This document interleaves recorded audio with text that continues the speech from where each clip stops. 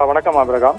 அதாவது டெல்லி போலீசார் பார்த்த சாரதி என்று அழைக்கப்படக்கூடிய சுவாமி சைதன்யானந்த சரஸ்வதி அப்படின்றவர் மேலதான் அந்த பாலியல் துன்புறுத்தல் குற்றச்சாட்டில் வழக்கு பதிவு செய்யப்பட்டிருக்குது. அவர் மீது இருக்கக்கூடிய குற்றச்சாட்டு என்னன்னா, ஸ்ரீ சாரதா இந்திய மேலாண்மை நிறுவனத்தைச் சேர்ந்த 17 பெண் மாணவர்கள் தான் அந்த நிர்வாக குழு உறுப்பினர்களாக ஒருவராக இவர் இருப்பதாக கூறப்படுகின்றது. இந்த சுவாமி சைதானந்த சரஸ்வதி அவர் மீதுதான் 17 மாணவர்கள் இது போன்ற ஒரு குற்றச்சாட்டை முன்வைத்திருக்கிறார்கள். அவர்கள் என்ன குறிக்கிறார் என்றால், இவர் தவறான வார்த்தைகளை பயன்படுத்தியது, ஆபாசமான செய்திகளை அனுப்பியது, தேவையற்ற உடல் ரீதியான துன்புறுத்தல்களுக்காக அந்த மாணவிகள் இவர் மீது குற்றம் சாட்டியிருக்கின்றார்கள்.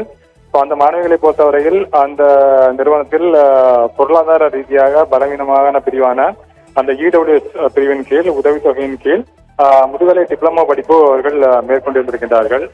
அவர்கள் கூறிய புகார் அடிப்படையில் அதன் பிறகு வழக்கு பதிவு செய்யப்பட்டு போலீசார் 32 பெண் மாணவர்களிடமிருந்து வாக்குமூலங்களை பதிவு செய்ததாக தகவல் தெரிவிக்கப்பட்டிருக்கின்றது.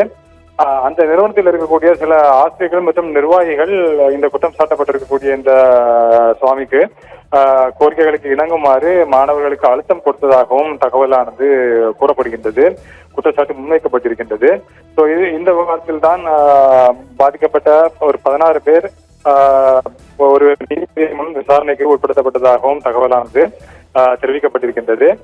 இந்த விவகாரம் தொடர்பாக ஏற்கனவே அந்த நிறுவனத்திலிருந்து ஒரு போலியான தூதரக நம்பர் பிளேட் கொண்ட ஒரு வால்வோ கார் மீட்கப்பட்டிருப்பதாகவும் தெரிவிக்கப்பட்டிருக்கிறது. காவல்துறை தரப்பில் தெரிவிக்கப்பட்டிருக்கின்றது. அந்த காரினை தான் அந்த குற்றம் சாட்டப்பட்ட நபர் பயன்படுத்தியதாகவும் கூறப்பட்டிருக்கின்றது. இது தொடர்பாக தான் ஆகஸ்ட் 4ஆம் தேதி டெல்லியில் இருக்கக்கூடிய வசந்த் குஞ்ச் காவல் நிலையத்தில் முதலாவதாக புகார் கொடுக்கப்பட்டிருந்தது. அதன் மூலமாகத்தான் இந்த விவகாரமானது வெளிச்சத்திற்கு வந்தது. அதன் பிறகு ஆகஸ்ட் 25 அன்று மற்றொரு எஃப்ஐஆரும் பதிவு செய்யப்பட்டு குறிப்பிட்ட அந்த வாகனமானது பறிமுதல் செய்யப்பட்டது. இந்த சோதனைகள் மற்றும் கண்காணிப்புகள் தொடர்ந்து இருந்த போதிலும் கூட குற்றச்சாட்டுக்கு ஆளாயிருக்கக்கூடிய சுவாமி சைதன்யானந்த சரஸ்வதி அந்த வழக்கு பதிவு செய்யப்பட்டதிலிருந்து அவர் தலைமறைவாக இருப்பதாகவும் தெரிவிக்கப்பட்டிருக்கின்றது. எனவே காவல்துறை இந்த விவகாரத்தில் தொடர்ந்து விசாரணை நடத்தி வருவதாகவும் தெரிவிக்கப்பட்டிருக்கின்றது. தகவலுக்கு நன்றி மித்ரன்.